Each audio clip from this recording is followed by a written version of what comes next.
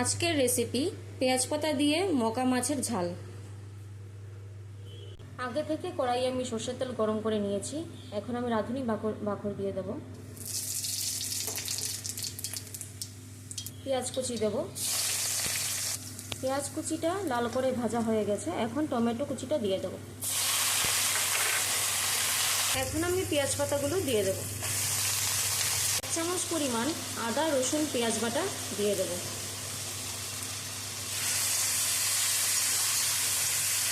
স্বাদ অনুযায়ী নুন দিয়ে দেব।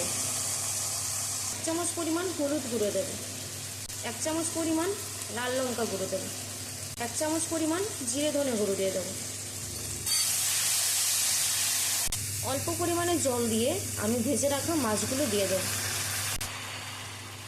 এখন ধনেপাতা কুচিটা দিয়ে নামিয়ে নেব।